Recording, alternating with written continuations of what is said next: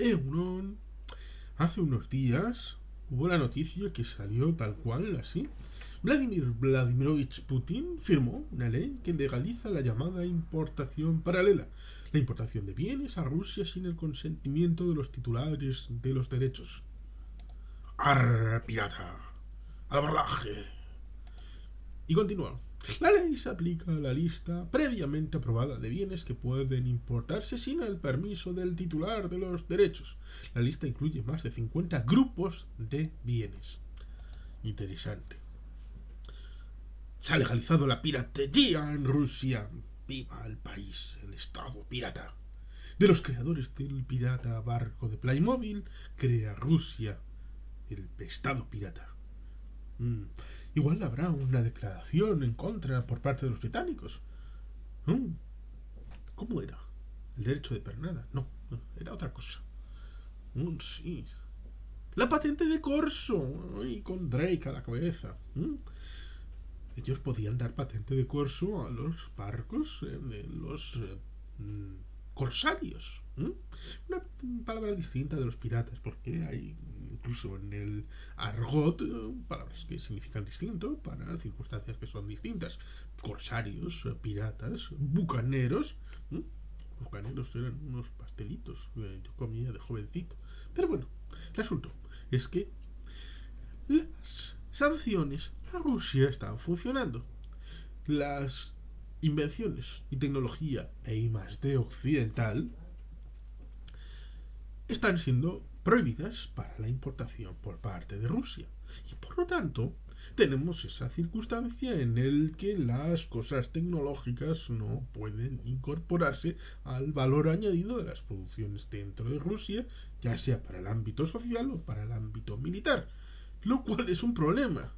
Una sociedad que se ha acostumbrado a bienes de consumo suntuarios, lo mismo que pasó con la Argentina de Galtieri, cuando se produjeron los elementos sancionadores de parte de Occidente para la sustitución de los bienes suntuarios comprados en Suiza, Francia o Estados Unidos por producción local de baja calidad.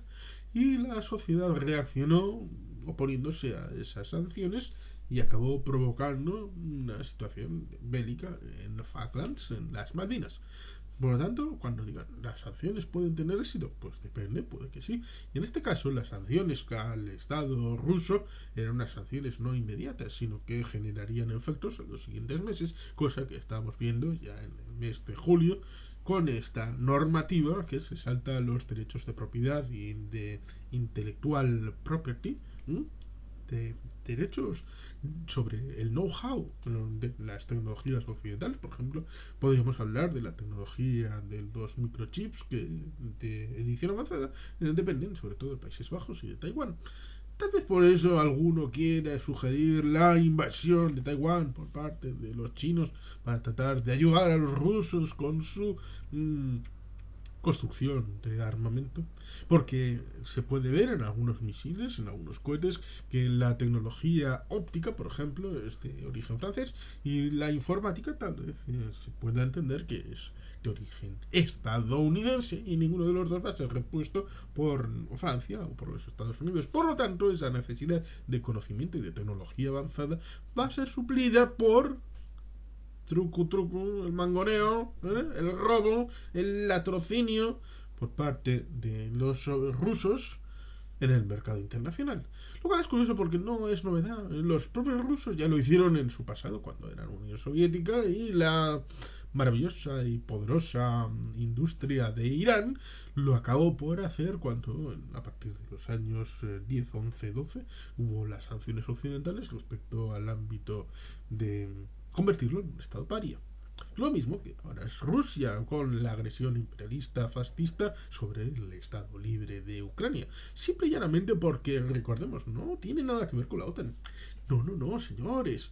No, señoras. No, no, tiene que ver todo con el acuerdo de asociación económica con la Unión Europea del año 2013, que fue respaldado por el pueblo ucraniano, pero el Kremlin dijo que no. No, el señor Yanukovych, usted, presidente formal de Ucrania, no puede firmar eso. usted tiene contrato en exclusiva con moi, con Moscú, con Rusia. Lo que no se puede entender y no se puede aceptar es las críticas respecto a lo que ha decidido hacer Ucrania, respecto a que quiere seguir siendo un país independiente.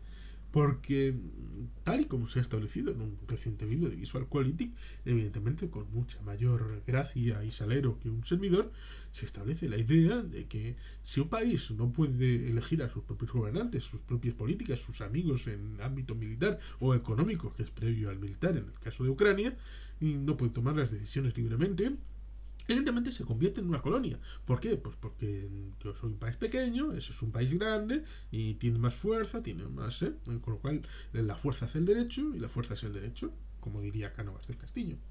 Estamos en un mundo que ha cambiado bastante del siglo XIX, ha evolucionado con las memorias del siglo XX, con la Primera y Segunda Guerra Mundial, con el ámbito del derecho humanitario y la injerencia humanitaria. Hemos tenido la Sociedad de Naciones, hemos tenido la Organización de Naciones Unidas, tenemos otras organizaciones territoriales y regionales y tenemos una evolución de conflictos y de situaciones bélicas en el mundo, no solamente en el ámbito eurooccidental, sino también en otras partes del mundo, como para entender que cuando nos quieren vender de que, la OTAN es guerra, entonces fuera de la OTAN no habrá ninguna guerra. Evidentemente la gente no es, ese es bueno, pero yo soy malísimo, malísimo. O al revés, ese es malísimo, hay que ir a por él. No, yo soy el más bueno, angelical, perfecto, perfect. ¿No? Eso nos recuerda a los... no vamos a hablar de ningún tipo de revuelta o de cruzada contra nadie en cierto lugar del sur de Francia, porque esa revuelta fue aprovechada por el rey de Francia para coartar el avance de Aragón al otro lado de los Pirineos, lo cual es interesante desde el punto de vista de herejía cátara, pero también es interesante respecto al uso político en la Edad Media con la triangulación con el papado por parte de Francia para tratar de quitar los territorios entre los que estaba ese territorio cátaro al reino de Aragón. Cosas interesantes. La vuelta, la torna de la historia. Precisamente, Ucrania es un país independiente. Un país que recibió el memorándum de Budapest, que recibió el ingreso en la ONU, pero es curioso porque no lo recibió en el año 91 cuando se independiza, lo recibió en el año 1945, porque los británicos establecieron la idea de que Canadá, Australia y Nueva Zelanda podían estar dentro de la Organización de Naciones Unidas porque eran de facto independientes, a pesar de que tenían vinculaciones con el Banco de Inglaterra, con el ámbito de la corona como jefa de Estado y el ámbito de la Constitución que estaba radicada formalmente en Londres, cosa que cambiará en los años 80, como todos sabemos, sobre todo en el caso de Canadá, con el inicio del conflicto del Quebec.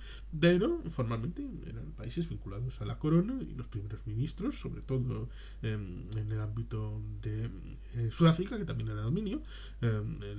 Jan Smuts fue en toda la Segunda Guerra Mundial aliado y ayudante en el gabinete de guerra del primer ministro Winston Churchill.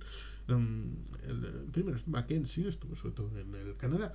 Pero bueno, esa era la idea. La idea era que podían participar y como eso lo veían como un extra de votos en la Asamblea General por parte de los anglosajones, los soviéticos dijeron, pues Ucrania y Bielorrusia van a participar a pie de igualdad con la Unión Soviética. Pero si no son independientes. No, yo quiero. Y bueno, pues Ucrania es un Estado miembro de las Naciones Unidas desde el año 45, cuando formalmente era parte de la Unión Soviética, lo cual es paradójico y curioso porque se pueden ver todas las delegaciones de Ucrania en las Naciones Unidas, pero formalmente es independiente desde el año 91, referéndum, decisión colectiva, incluso en Lugansk, en Donetsk y en Crimea también votaron independencia en Crimea, que fue todo ello volado por los años en 2014 y por el ámbito de la Unión Europea y el acuerdo comercial y no por la OTAN. Pero bueno, ahí está la historia respecto a cómo Rusia se ha pegado un tiro en el pie el día 24 de febrero del año 2022, de este mismo año, con una ofensiva que merece ser derrotada. En principio, ya hablando en términos generales, Rusia ya ha sido derrotada, sufrirá muchísimo. Ucrania y los ucranianos ya para siempre, aunque todo el país fuera ocupado militarmente, no serán jamás amigos de los rusos, o les costará eones cambiar la percepción de que han bombardeado prácticamente en alfombra, dando igual pro rusos, pro chinos o pro marcianos o lo que haya ahí. Han bombardeado el ámbito de Kharkiv, de Kiev, de Odessa, de Mykolaiv, de Kherson. Todas las ciudades han sido bombardeadas en uno u otro momento y por tanto es un elemento que Occidente formalmente y gracias al cielo ha podido y ha sido capaz de responder, cosa que no hizo en Georgia en 2008 y no hizo en Ucrania en 2014. Pero la tercera es la vencida y ya se han puesto las sanciones y ya se ha enviado armamento para que ejerzan los ucranianos el derecho a la legítima defensa. Pero volvemos al asunto que nos lleva en este vídeo, que es el asunto de la piratería. Cuando no hay respeto al derecho ajeno, la paz es imposible, parafraseando al ámbito de Benito Juárez, que dijo aquella frase de el respeto al derecho ajeno es la paz, cosa que está recogida, por ejemplo, en la Plaza de México de la ciudad de Santander, en un monolito delante del mercado de la Plaza de México. Es interesante porque, evidentemente, esto debería ser un principio que, recogido a través de la Asociación de Naciones y la Organización de Naciones Unidas, establecería el vínculo respecto a que la injerencia, así porque sí, de las naciones sobre otras, es un acto bélico. Acto bélico que se viene, sobre todo, sobrellevado con el ámbito de entrar físicamente en el país vecino, como es el ámbito del 24 de febrero respecto a Rusia o para con Ucrania. Pero sí, es cierto, desde el año 2014 se establecía la vinculación con una guerra, no un bombardeo de una población civil, una guerra que conllevó en el Donbass a 14.000 muertos. 10.000 eran soldados. 10.000 de los 14.000 muertos que se suele mencionar suelen olvidarse que son soldados de los ucranianos y de los rusos. Pero bueno, estas cosas que suelen pasar. Y con esas consecuencias, evidentemente, debe lidiar el Estado ruso para con las sanciones que le impiden todas esas cosas que en una nación, supuestamente Rusia es una nación, pero es curioso porque Rusia tiene un montón de territorios que no son de mayoría étnicamente rusa. Igual hay que aprovechar y apoyar el derecho de autodeterminación que ellos mismos convocan para la región de Kherson, para la región del Donbass o para Crimea, establecerlo con Yakutia o ámbitos del Cáucaso, ¿no? Ámbitos de Siberia como la propia Yakutia y otros lugares, Kamchatka, ¿no? Los ámbitos cercanos a Mongolia. Hay muchos territorios donde hay pueblos que autodeterminar dentro de Rusia.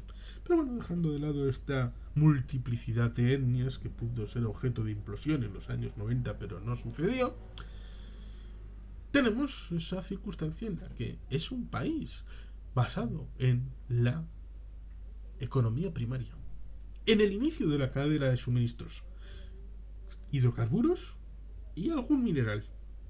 Pero nada evolucionado, nada de valor añadido, nada de industria. Sí tienen algo de industria, pero siempre dependiente de los suministros del exterior, cosa que están sufriendo. Y por eso se han pasado a la piratería. Han legalizado la piratería con una serie de productos, con 50 rubros de productos firmado por el señor Putin. Lo cual convierte en un estado paria y un estado pirata. Es interesante para la reflexión del futuro y del mañana la ruptura del orden internacional por parte de Rusia. Dirán que obligados por Occidente. Pero hay una cosa muy fácil.